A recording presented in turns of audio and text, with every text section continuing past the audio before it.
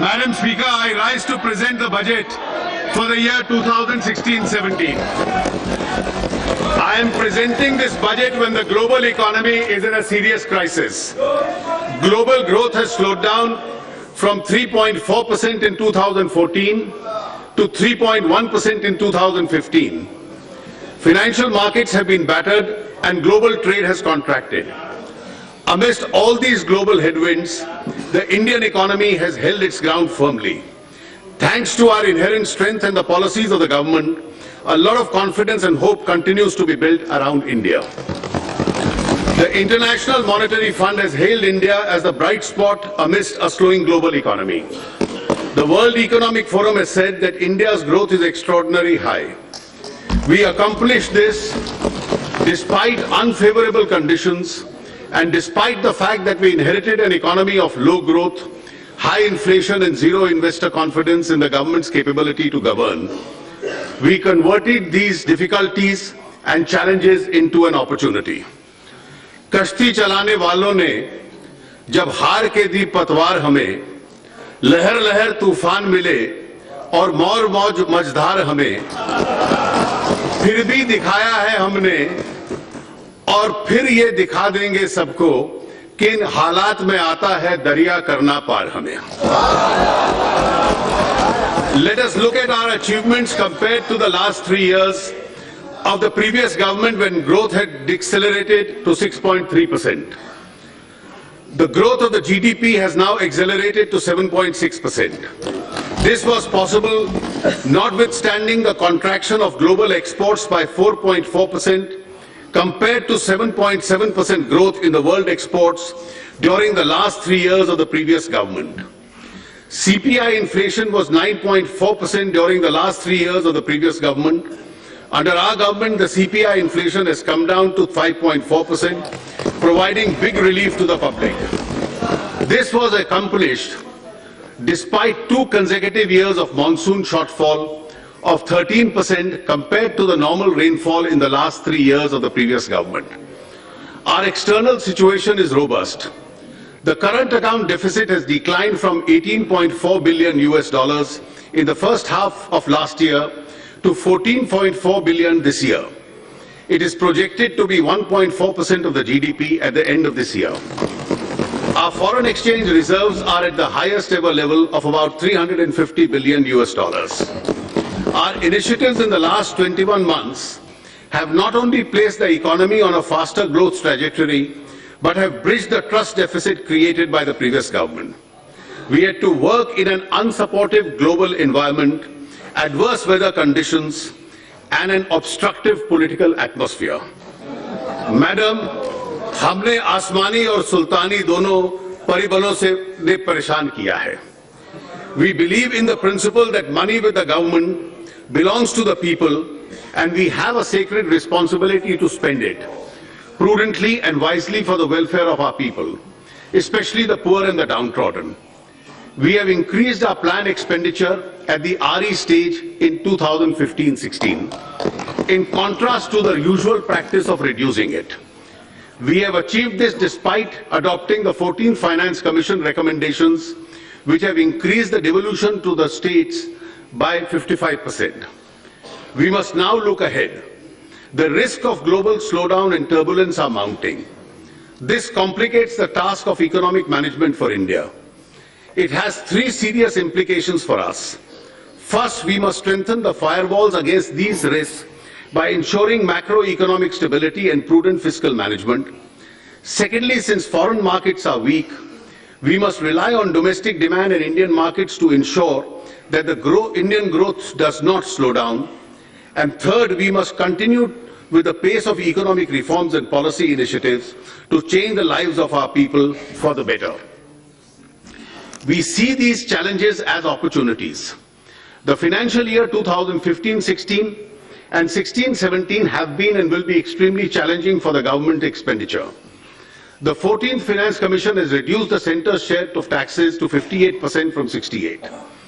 In the financial year 2015-16, we managed to improve upon the budgeted expenditure due to resource revenue buoyancy, notwithstanding the steep reduction in the central share of taxes. The next financial year, 2016-17, will cast an additional burden on account of the recommendations of the 7th Central Pay Commission and implementation of the Defence OROP. The government therefore has to prioritize its expenditure. We wish to enhance the expenditure in the farm and the rural sector, the social sector, the infrastructure sector, and provide for recapitalization of the banks. This will address those sectors which need immediate attention. Once the government discharges these priority obligations, it will then focus on areas which are of utmost priority to the government. While increasing the outlay of the various social sector programs, the government will undertake 3 major schemes to help the weaker sections of society. The Pradhan Mantri Fasal Bima Yojana has already been announced to protect the farmer from adverse consequences of nature. The farmer will pay a nominal amount of insurance premium and get the highest ever compensation in the event of loss suffered. A health insurance scheme which protects 1/3 of India's population against hospitalization expenditure is being announced. The government is launching a new initiative to ensure that the BPL families are provided with cooking gas connections supported by a government subsidy. This will significantly improve the health of women and those BPL families who suffer adversely from the ill effects of chula cooking. The annual budget is also an opportunity for the government to outline its priorities for the year to come. The priority of the government is clearly to provide additional resource to vulnerable sections of the rural areas, social and physical infrastructure creation. The government shall endeavour to continue with ongoing reform program and ensure the passage of the Constitution Amendment to enable the implementation of the Goods and Services Tax, the passage of the Insolvency and Bankruptcy Law, and other important reform measures which are pending before Parliament. Additionally, as I will elaborate later, we will undertake a significant reform such as the enactment of a law to ensure that all government benefits are conferred on persons who deserve it by giving a statutory backing to the Aadhaar platform, bringing significant changes in the legislative framework relating to the transport sector so as to free it from constraints and restrictions, incentivizing gas discovery and exploration by providing calibrated market freedom, enactment of a comprehensive law to deal with resolution of financial firms, providing a legal framework of dispute resolution in PPP projects and public utility contracts, undertaking important banking sector reforms and public listing of general insurance companies, and undertaking significant changes in the FDI policy. Our agenda for the next year, therefore, is to transform India in this direction. My budget proposals are therefore built on this transformative agenda with 9 different pillars. They include 1. Agriculture and farmers' welfare with a focus on doubling farmers' income in 5 years. 2. Rural sector with emphasis on rural employment and infrastructure. 3. Social sector including healthcare to cover all the under welfare and health services. 4. Educational skills and job creation to make India a knowledge-based and productive society. 5. Infrastructure and investment to enhance efficiency and quality of life. 6. Financial sector reforms to bring transparency and stability. 7. Governance and ease of doing business to enable people to realize their full potential. 8. Fiscal discipline, prudent management of government finances and delivery of benefits to the needy. 9. Tax reforms to reduce compliance burden with a faith in the citizenry. In each of these things, I shall outline specific policy measures and initiatives which would have a transformative impact on our economy and the lives of our people. Agriculture and farmers' welfare. Let me first take up agriculture and farmers' welfare. We are grateful to our farmers for being the backbone of the country's food security. We need to think beyond food security and give back to our farmers a sense of income security. Government will therefore reorient its interventions in the farm and non-farm sector to double the income of farmers by 2022. Our total allocation on agriculture and farmers' welfare is rupees 35,984 crores. We need to address issues of optimal utilization of our water resources, create new infrastructure for irrigation, conserve soil fertility with balanced use of fertilizer, and provide value addition and connectivity from farm to markets. Irrigation is critical for increasing agricultural production and productivity. Of the 141 million hectares of net cultivated area in the country, only 46% is covered with irrigation. The Pradhan Mantri Krishi Sichai Yojana has been strengthened and implemented in mission mode. 28.5 lakh hectares will be brought under irrigation under this scheme.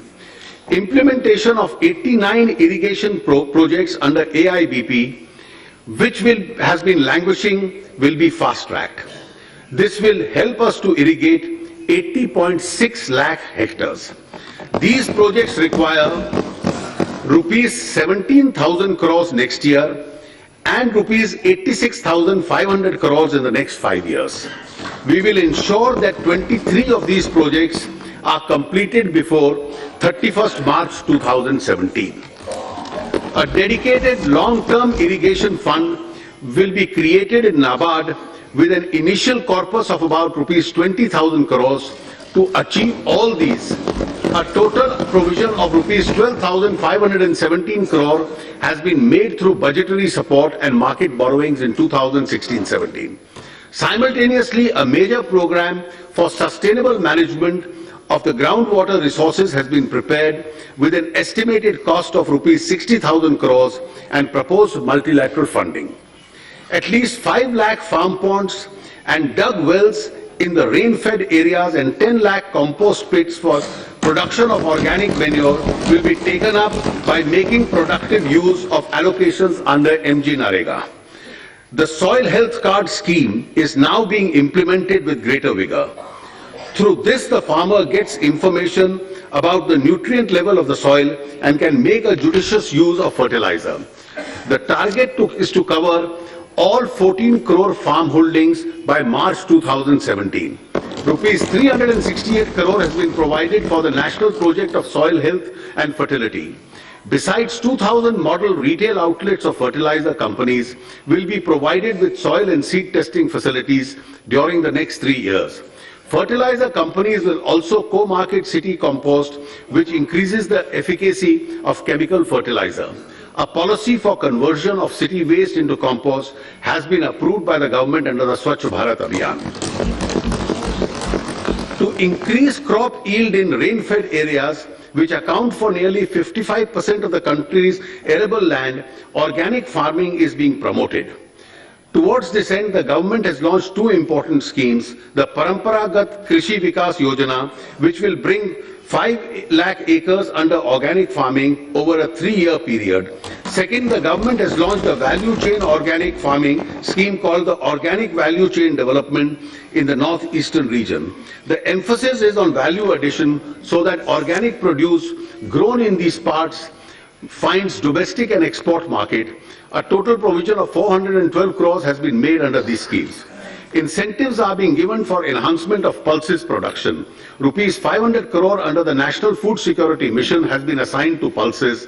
The number of districts covered has been increased to 622. A national level competition will be held among 674 Krishi Vigyan Kendras with a total prize money of 50 lakhs to improve the efficiency and performance of these Kendras. Access to market is critical for farmers. The government is implementing a unified agricultural market scheme which envisages a common e-market platform that will be developed in selected 585 regulated wholesale markets. Amendment to the APMC Acts of the states are a prerequisite to join this e-platform. I am happy to inform that 12 states have already amended their APMC Acts and are ready to come on board. More states are expected to join this platform in the coming year. A unified agriculture market e-platform will be dedicated to the nation on the birthday of Dr. Babasaheb Ambedkar on 14th April this year. 97 lakh metric tons of storage capacity was added to the central pool stock during the current year. we are implementing the Pradhan Mantri Gram Sadak Yojana as never before. The scheme has suffered because of underfunding. The allocation in 2012-13 and 13-14 was only 8,885 and rupees 9,805 crores respectively. We have substantially increased the allocation in the last 2 years, which will now be allocated rupees 19,000 crores in 16-17. ये जो 19,000 करोड़ है, this is only 60% of the cost, क्योंकि 40% states bear करेंगे. Together with the state share, totally about 27,000 crores will be spent on this Yojana in 2016-17.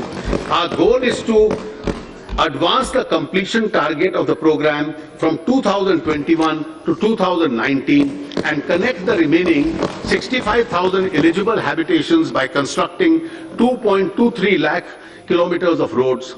Accordingly, the pace of construction, which is currently 100 kilometers per day, compared to an average of 73.5 kilometers between 11 and 14, which will be substantially now stepped up. To support farmers in the aftermath of natural calamities, government has revised the norms of assistance under the National Disaster Response Fund in April 2015. Special focus has been given to ensure adequate and timely flow of credit to the farmers. Against the target of 8.5 lakh crores in 2015-16, the target of agricultural credit in 16-17 will be an all-time high of rupees 9 lakh crores. To reduce the burden of loan repayment on farmers, a provision of rupees 15,000 crores has been made in the budgetary estimates of 16-17 towards interest subvention. The government has also provided a path-breaking crop insurance scheme, namely Prime Minister's Fasal Bima Yojana.